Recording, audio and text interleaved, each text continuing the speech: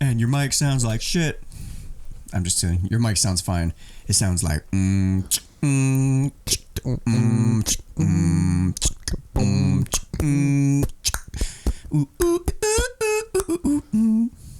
That's what's up. That was awesome. Like a little do-I-diddy. Oh, yeah. Do-I-diddy-diddy-dum-diddy-doo. Ooh, that's probably copyrighted. We probably should edit that out. Anyway, so welcome back. Do-I-diddy-diddy-dum-diddy-doo. We're hanging out. We are going to treat you guys to a special Toolbox episode, just covering some of the core principles and whatnot. Welcome back. If you have not seen our show before, this is Unframe of Mind, where we have uncomfortable conversations without a condom. That's right. We like to give people the STDs. That's stats, truth, and data. I still love that line. I don't care. So help us spread the STDs to the world and share this video with all your friends, your family, your co-workers, ex-wives, your kitten cats, and the hobo down the road that probably doesn't have access to the internet. And we like to give you HIV. Oh, you got a new acronym? Honesty, integrity, and values. Oh my God, that's amazing. Did you just come up with that on the fly? Yes, I did. That is, we must write that down. Jot it down real quick. We've got that. So anyway, welcome back. Today's episode, we wanted to talk about the root of all evil. The root of all evil, and that is money. There's this... Clarify. The love of money is the root of all evil. That would have come up in discussion, but since we've solved the problem, let's... Thanks for watching. Bye. Quick video. I know that was get like 40,000 hits instantly. 30 seconds. Okay. Oh, you're still here? Okay, good, great. We'll go ahead and dive a little deeper into that. So, the idea that money is the root of all evil is something that I've heard quite a bit from folks, and it's this visceral, like, if we didn't have money, the world would be a better place. And I don't know, man. I have a little pause with that. First of all, I guess what's your general approach here when it comes to... It's really hard to think about that, just because with anything, the course of action, the way human history has gone, it just hasn't gone that way without some sort of currency or whatever. So It's really hard to dive in and get your brain outside of the realm of what you're so used to for however many years you've been on this planet, and just get outside the box on it. But if we didn't have currency, exactly how would we get the things we need, really? I mean, would there be a barter system? In that case, that there's money or some sort of currency then. It's just basically what you value, what I value, and what we can exchange. Or would it be a socialist type thing? You can go utopian and be like, okay, well, if we had no money, everybody gets everything. Everybody drives the same car, has the same house, everybody gets the same equal portions of food, blah, blah, blah, blah, blah. Yeah, or we can go back to a barter system and we can just, barter. I got some chickens out back. They lay like an egg a day. Yeah, I'll give you a dozen eggs. You give me a gallon of milk, man. We're good to go. Yeah. Except that gets incredibly inefficient. Yeah, so, we're talking about ways that the world would be without money. So money. What is money, though? That's the thing, because I think people get the money mixed up with the idea of greed, and they get it mixed up with the idea of currency, which is totally different. Yes, I was about to make that point, but there is statistical analysis to back this up. Is that the more money that you save, the more that you have want just for money. Not because you want money to go out and buy a new house and buy stuff and whatever it is. Mm-hmm. But people who start to accumulate 1,000, 5,000, 10, 20, whatever it is in their savings account, they start to want to see that number constantly go up, and they won't touch it. They'll just watch the savings account go up and up and up. Yeah, I've experienced that for sure. I've got my own budget of spending money that I can have, and it's not that. It's that they want just to have money. No, right. I was going to make your point. What I'm saying is I've got my budget. Me and my wife, because she likes to buy the smaller items, the $5, $10 purchases. Mm-hmm. I like to buy, bigger, multiple $100 purchases. So we came up with a standard blow money budget where we save up. Now, problem is, blow money. Yeah, that's blow money. So I've saved up my money, and I keep saving it up, and now that I've saved up enough, I can start to afford some of the things that I wanted. But now I'm like, well, I don't really want to spend it. I just want to see that number keep going up. I'm like, and then maybe as it gets to a certain point, then maybe I'll buy it. But I don't know. It's kind of nice having the option. I think it's the options that it affords me that I really even though want. You may never take those options. I most likely will at some point, but right now I don't need a new laptop. I'd really like to have one, but I don't need one. But it's the fact that like I was saying, if we define what money is versus currency, and to me money is it's the value exchange between folks. It's like a bank account you can hold value in. Like basically, you mentioned trading eggs for milk. Well, maybe at the particular moment you need eggs, but I don't really need milk. But in the future, I do need some milk. Well, that money just allows me to the opportunity to wait until later to get that milk. That's all it is. It's just a placeholder of that value that I have given you in exchange. It's just an exchange. Okay. It's just the value that exchange represents. That's to me what money is. Whereas currency is actually the physical item, or the way you represent the money.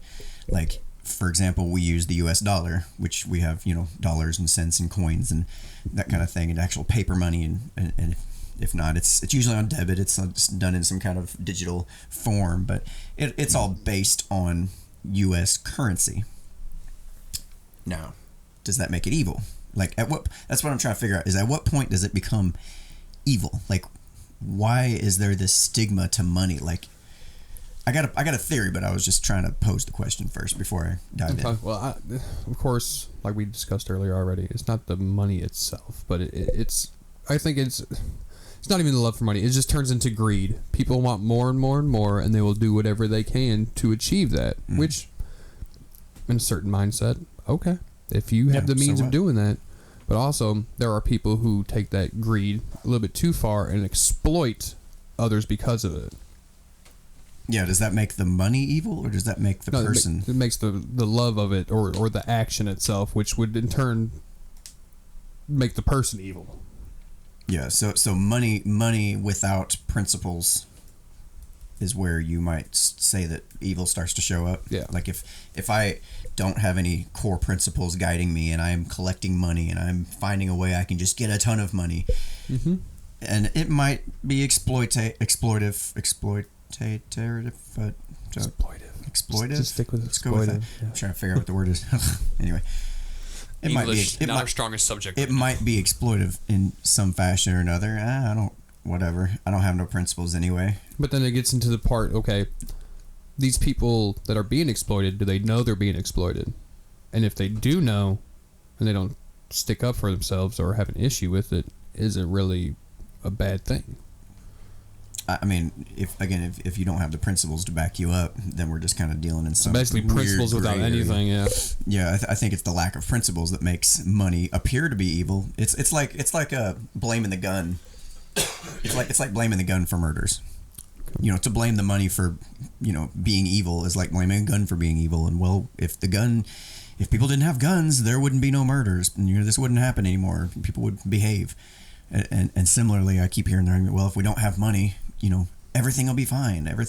No, people just find another way to exchange value. There will be if we take away the currency, everything will be fine. Everything will be all better. But people still find a way to exchange value in one fashion or another, which I'm not hugely opposed to a collapse in the US dollar and a move towards something that's not government controlled.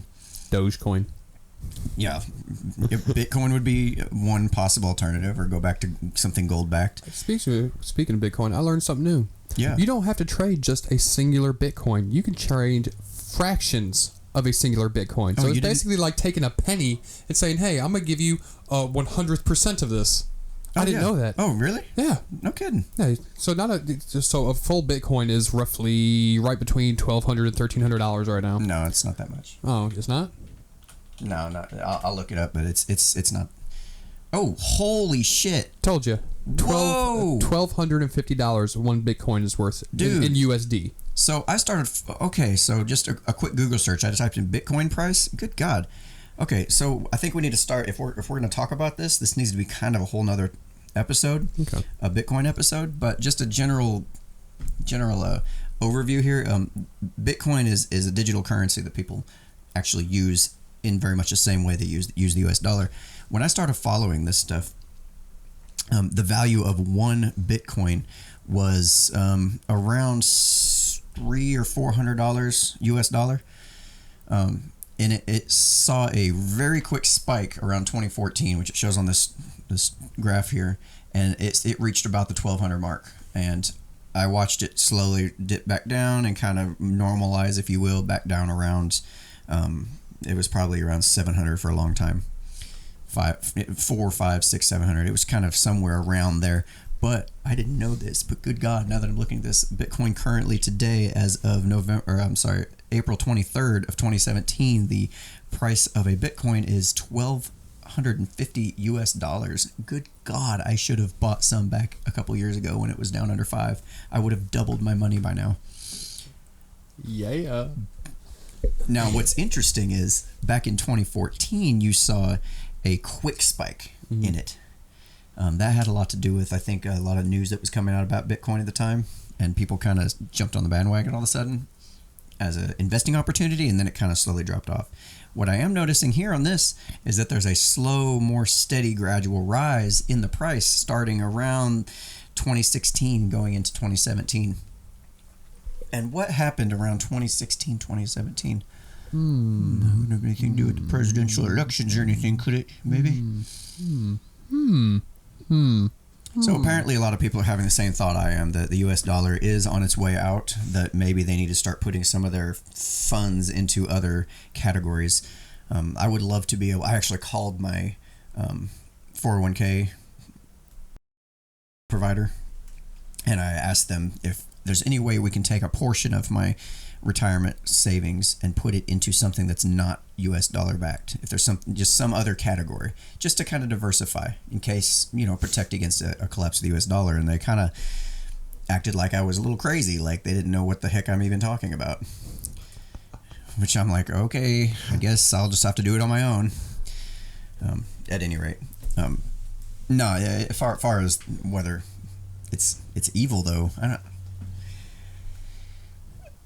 I think there's just evil people, just like there's with guns situation. There's evil people that are going to do evil things, and they're going to do it in any means they can find possible. Now, what happens with like something like the U.S. dollar is it's a lot easier for the evil people to do those evil things because now it's not really backed by anything. They can just print whatever they want as much as they want. Not necessarily that though. I mean, because you have the evil people going out and creating easier ways for them to acquire that love of money. So something we talk about constantly on this is bribery in politics. Call it lobbying, whatever you want to. So because those politicians like money, they want more money, they'd be like, okay, give me said money, I'll do some shady shit, get this legislature to pass, you can make more of your money. So that just brings about another reason why people have that inherent evilness to them. They'll sell people out or exploit people or exploit their position to further the financial gain. So government lobbying kind of becomes that tool for it's a big one, enhancing the evil behaviors of people who want to extort people or don't have the values that stops them from or gives them pause before they follow through with decisions like that. Yeah, I could totally see that. So that's why the love of money becomes the issue and not the currency or money itself. Is it the love of money, or is it just the power that's associated with it? Is it the It could be that too. Like I was saying, is like as I'm saving up my little bit of money, it's the options that it affords me that I appreciate. Basically, I'm getting more power, more purchasing power. I don't know what that looks like at the upper echelons. I mean, where all of a sudden, instead of looking at, well, I could buy a laptop or I could buy a new now guitar. You can buy people. Now I can buy people. You can literally buy people. Hey, you remember what I did for you yesterday? Yeah, I need you to do this for me now. No, you're gonna do it. Yeah, let's just find your price. So that's again, if you don't have the principles to back you up behind that and stop you, like you could do anything. So basically, what we're saying here is it's not inherently the love of money, but it's the lack of principles somebody has that brings them to that. I think that's a fair assessment. So, anything else you want to add? No, I think we pretty much came to it. Yeah, that's pretty straightforward. I don't know how else you could argue that. If you have any other evidence that you can point us to prove that money itself is somehow evil and not just an object that evil people use, like a gun, like the state, I'd be glad to hear it. Like the state. Yes, like the state. That's what I'm talking about.